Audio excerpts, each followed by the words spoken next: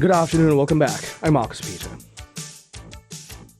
Blaise Pascal observed that all people seek happiness and that all man's actions ultimately seek this end. But since perfect happiness eludes us in this life, all we can hope is to be happier. One aspect of being happier within reach of all of us is to grow in love. But to grow in love, we need practical wisdom. We're joined by Dr. Christopher Kaczor to speak about this. He is president of the American Catholic Philosophical Association and professor of philosophy at Loyola Marymount University. Chris, great to speak with you. How are you? I'm doing great. Thanks so much for having me on. It's always a joy to reconnect with you.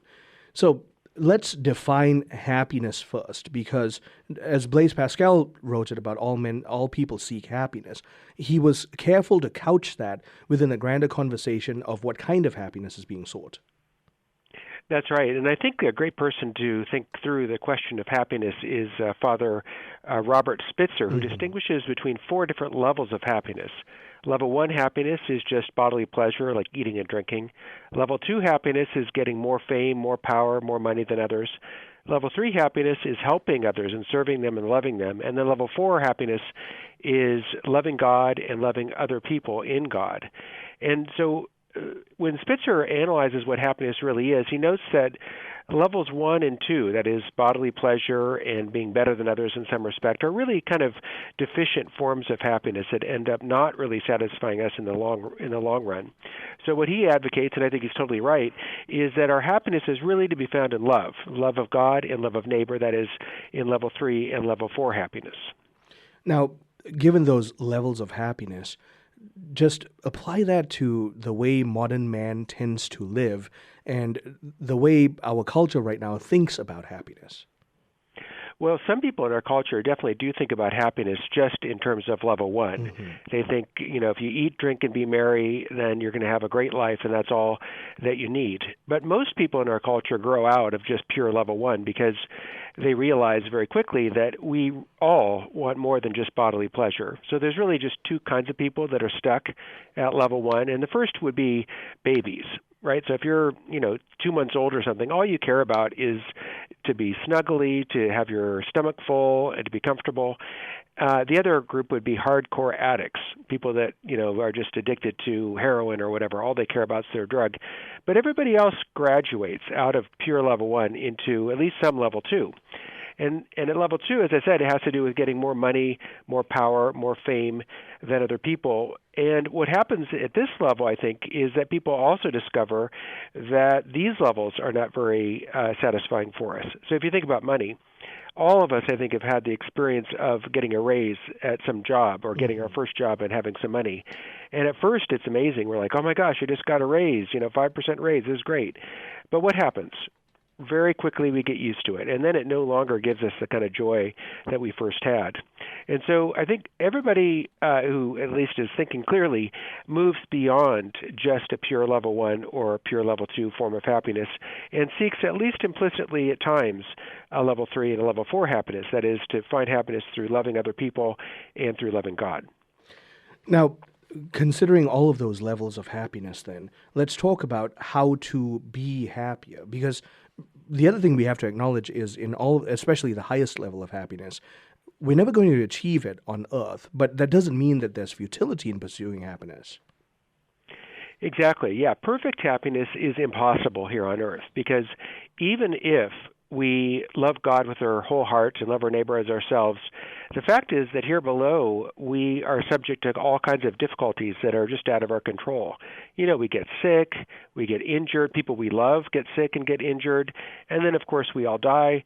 So our happiness here on earth is just of its very nature going to be imperfect. So we can't have perfect happiness, but what we can have is the goal of being happier.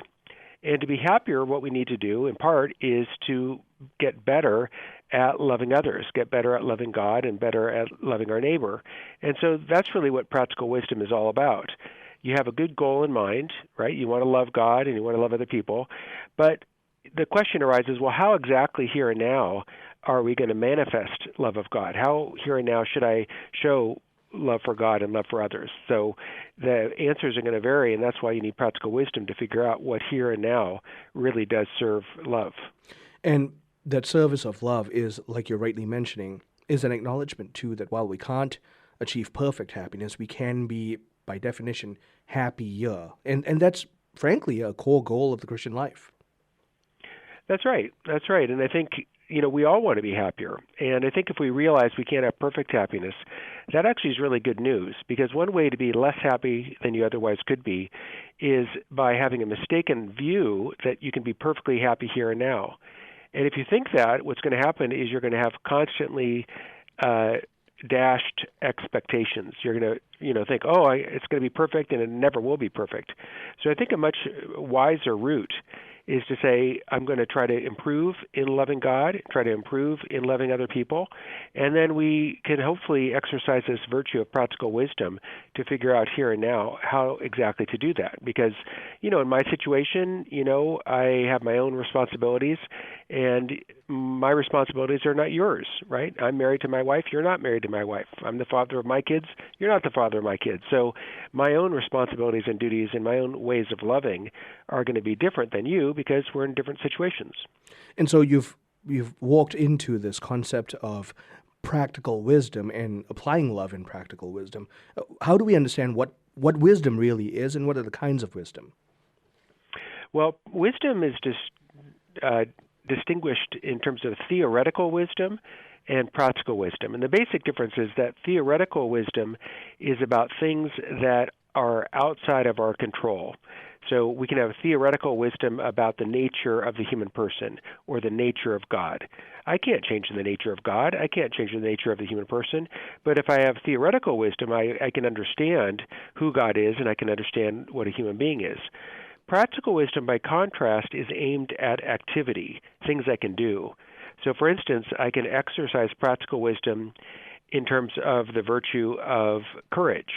And I can say, okay, I want to do what is the loving action, and if I'm a soldier, I need to, if I'm going to be a good soldier, exercise courage. But then courage is a kind of middle ground between extremes, right? One extreme of being a coward, and the other extreme of being not afraid of anything and running into battle armed just with a toothbrush or something. So what the practically wise person does is take into account all the concrete circumstances, and then say, okay, given who I am, given my role, given my abilities, this is what I ought to do. And so that's why you need practical wisdom really to have the virtue of courage, and also the virtue of temperance, right? So temperance we can define as the virtue that seeks the golden mean in terms of bodily pleasures, and that includes eating. So how much should I eat? Well, you can't answer that question unless you know more about who the person is. If you're an Olympic athlete that's training for hours every single day, well, you got to eat a lot. You got to eat, maybe 4 meals a day. I don't know if you're really doing tons of exercise. On the other hand, if you're a professor like me and you're sedentary and your biggest activity is shooting off an email, well, then you presumably can eat a little bit less. But practical wisdom is the virtue you need to determine, okay, well, how much should I eat? Given who I am, given my responsibilities, given how many calories I'm burning, given all these concrete circumstances, and there's no single answer. You can't say, well, always eat 1 hamburger. Well, that's not enough if you're an Olympic athlete and you're training, 8 hours a day or something. And maybe that's too much if you're an extremely sedentary and overweight person. Maybe you need to eat less than that for a meal. So anyway, the basic idea is that we need practical wisdom to know how to be temperate. And that temperance is contradictory to the modern notion of hedonism, as if hedonism is a path to happiness. If anything, practicing that temperance, you're saying, is going to make us happy. I want to put a pause there because we're running into the break. I'm talking with Dr. Christopher Kaczor, president of the American Catholic Philosophical Association. He penned this article, Practical Wisdom for a Happy Life, on Word on Fire, and that's what we're talking about right now, that God made us for happiness. We can be happier in this life, and practical wisdom is a way forward in that. Continuing on the other side of the break. Stay tuned. I'm Marcus Peter.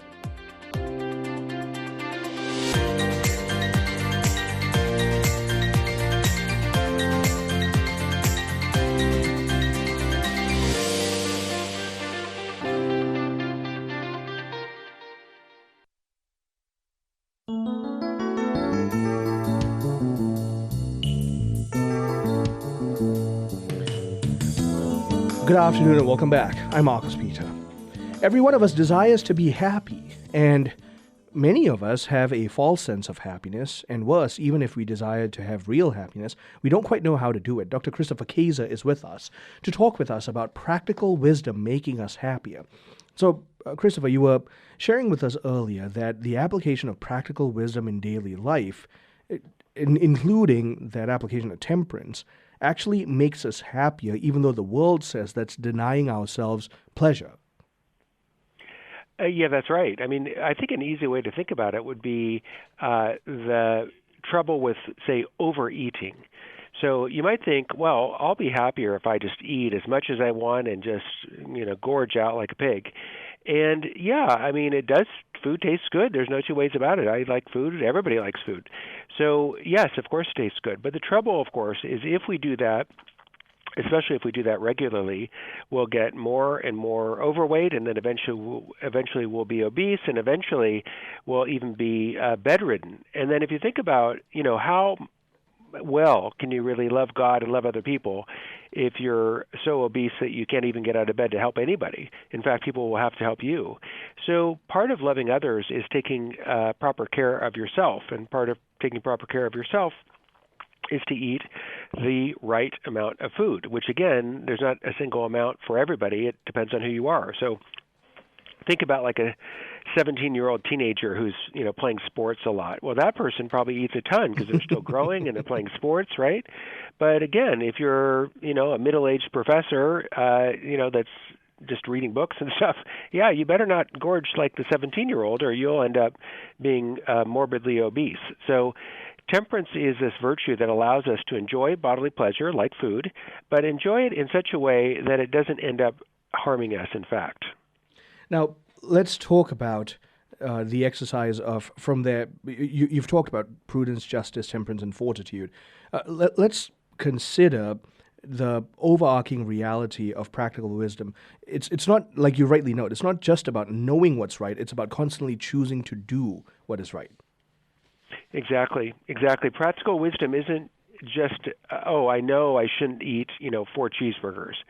If you really have practical wisdom, you carry out that decision in real life. You actually follow through with your good intentions. And so the person of practical wisdom not only is able to take counsel, that is, to think about the various means they could use to achieve a good end, and not only do they choose the right means, but also, and most importantly, they actually carry out the good intentions that they have. And so if you're not doing that, if you're just having some good ideas, that's fine. It's great to have good ideas. But real practical wisdom is carrying out your good intentions in real life so that you do the right action, not just think about the right action. From there, then, like you rightly note, doing the right action, we can sometimes think that that means I have to keep making these magnificent gestures of, in this case, prudence, so that I can be holier. But what you're also suggesting is the incremental little decisions. I think that's right. So, yes, you may be called or I may be called to do something that's spectacular, and it's in the newspaper that we, ran into a burning building and saved a baby who was going to die. That's great. But for most of us, most of the time, our life isn't running into burning buildings and saving babies, right? Most of our life is everyday decisions. And so what does that mean exactly? Well, for instance, the everyday decision about how to use your time. So like later on today, I'll go home and I'll see my wife. Now, I could, when I get home, pull out my phone or get out the computer and start doing whatever. Is that really the best thing to do? Well, I would say no. I'd say when I get home, what I should probably do is focus on my wife and reconnect with her and see how her day went. And so this is not going to be in the newspaper. This is not a big deal. But most of our life is made up of these small decisions, right? You wake up in the morning and normally you pray in the morning. Well, do you carry out that good intention? Or do you just skip prayer today? Well, that's your choice. Or say today is Friday. And so do you carry out the good intention of, say, not eating meat today since it's a Friday during Lent? Well, hopefully you do. And so you're able to exercise practical wisdom. So most of our life is not dramatic, huge things that are going to matter in 20 years, like, running into a burning building. Most of our life is everyday decisions. And so if we have practical wisdom, what we do is in our everyday life, we really choose things that serve God and serve other people and make their lives a little bit better. And when we do that, especially if we keep on doing that over and over again, we're going to grow more and more in virtue, and therefore we'll grow more also in happiness. To talk about choosing the right for the sake of happiness, what you're effectively also saying is that there's something about constantly saying no to bad things and saying yes to good things that makes us happier. And I'm sure that our listeners listening right now recognize that. We've been in those situations before. Yes, I think that's right. And Lent is a great time for growth. I mean, what Lent means is comes from a word that means to grow, that you're going to lengthen out, our virtue. And so Lent is a great time to start again, that maybe we've been a little bit off track, who knows, but this is a great time to, increase our prayer, increase our service and almsgiving to others, and to fast, to, not do things that are enjoyable and fun, to curb our level 1 happiness. And the point of Lent is growth, so that at the end of Lent, when Easter comes, we're stronger, we're more able to love, we're better able to serve. And we do that, again, through our everyday decisions. So I think the right way to think about it is a little bit like exercise. If I want to be in good shape, it really is the best thing to do to try to exercise every day, right? Maybe take a walk every day for half an hour or something. It's not a great idea to be like, I'm going to be totally sedentary, I'm just going to sit on the couch and watch TV, and then once a month I go, run 20 miles. That's not a great idea. It's much better to do kind of everyday activities to become more healthy, and likewise to do everyday activities to become more virtuous. You rightly quoted Alasdair MacIntyre in your article. I can only answer the question, what am I to do? Could you address one of those issues that we tend to have as modern man, that sometimes we're sitting idly and we ask ourselves, okay, so I want to grow in holiness. What am I to do right now? It can be overwhelming in the moment. Yeah, I think the most important thing I would say is to make time for prayer. And by making time for prayer, what I mean is every day to set aside time that's dedicated exclusively to prayer. And, sometimes I remember when I first started doing this, a professor of mine, Peter Kraft, recommended 15 minutes a day. And so that's a great place if you aren't in the habit of doing this, is start off 15 minutes a day. And then you say, well, where am I going to do this?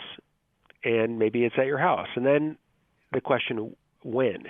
And I would say usually the best answer to that question is going to be in the morning. Because if you wait till later in the day, if you're anything like me, you get busy, you get tired, and if you put it off till 10:30 at night, well, you're probably just going to fall asleep. So it's best, I think, to do it in the morning. And so the idea would be you make time. And if we make time for God and we ask God to please help us to grow, help us to listen to your voice, God is going to respond to that. God's going to answer our prayer.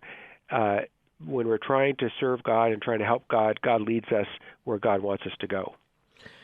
Can you also speak to the fact that the virtuous life must be planned ahead? What I mean by that is it's tough to make important decisions in the heat of the battle.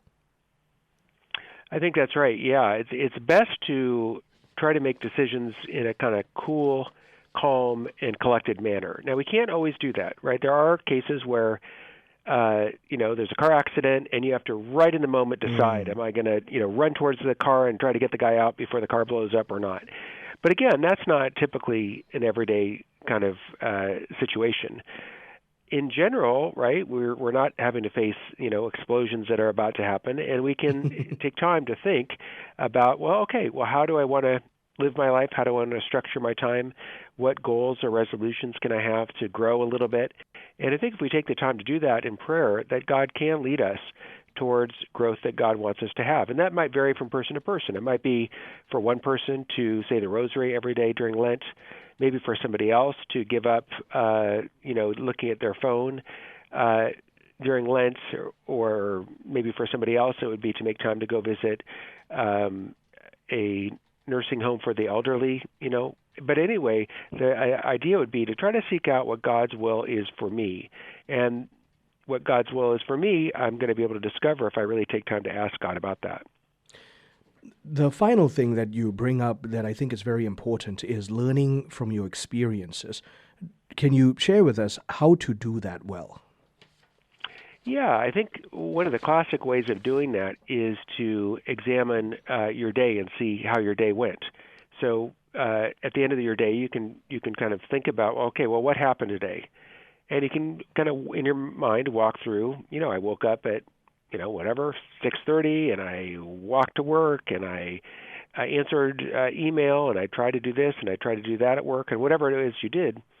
And then you can think also about what went well and what did not go well, right? So maybe there were some things that's like, that was really good. That was something that really worked well, and you can say, okay, I want to do that again. Or you might realize, oh, geez, I really should have had those 4 Twinkies at lunch. That wasn't the way to go. And you can think, okay, well, how can I avoid that in the future? And that's really the best way to avoid doing the wrong thing, is to think about, well, what went wrong, and then what can I do to make it harder for me in the future to do wrong? So let's say, go back to the Twinkies example. Let's say I had 4 Twinkies for lunch, and say, that's way too many Twinkies. Well, what can I do to curb that, to prevent that? Well, one thing I could maybe do is, rather than buying a huge box of Twinkies at the grocery store where there's, 100 Twinkies in the box, just buying a couple Twinkies, so then I'll only eat 2 because I only have 2. Anyway, the idea is to profit from your experience. Christopher, this was a true joy and very practical, especially in Lent. Thank you for joining us. Thank you very much. My guest has been Dr. Christopher Kaczor. Now, read his article on Word on Fire, Practical Wisdom for a Happier Life, especially in Lent, and follow his work on X at Prof_Kaczor. Stay tuned for the next hour. I'm Marcus Peter.